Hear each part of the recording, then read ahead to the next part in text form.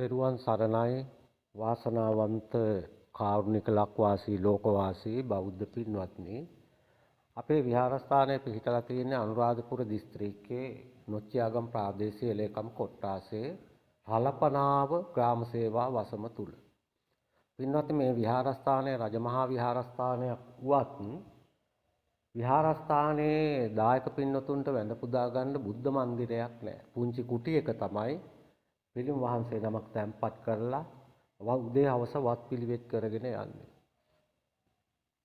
අපේට මෙම විහාරස්ථානයේ නව විහාරාධිපති හැටියට බාර දුන්නාට පස්සේ මගේ ශිෂ්‍ය හාමුදුරුවන් වහන්සේ පොළොන්නරුවේ සුදා මහාමුදුරුව කැපවීමෙන් කොළඹ පළාතේ දායක පින්වතුන් විශාල ප්‍රමාණයක් ඒක රාශී කරගෙන මාස 5ක් තුලදී මේ වගේ වැඩ කොටසක් නිම කරලා තියෙනවා.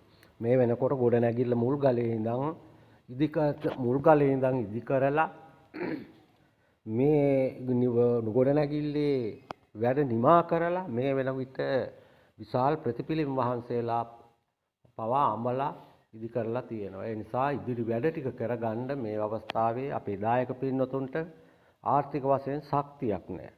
වාසනාවන්ත පින්වතුන් අපට මෙම පොසොන් මාසයේදී හරි මේක එලි දක්වගෙන දායක පින්වතුන් අතරපත් කරන්න අපට මේ විහාර නව බුද්ධ මන්දිරයේ වැඩනිම කර ගැනීමට අපට ආධාර උපකාර වෙන ලෙස අපි ගෞරවයෙන් පින් දීමෙන් යුතුව අපේ පින්වත් බෞද්ධ ජනතාවගෙන් අපි ඉල්ලා සිටිනවා. ඒ වගේම අපේ WhatsApp නම්බරය 077යි 325යි 66යි 78 අපට කතා කරන්න.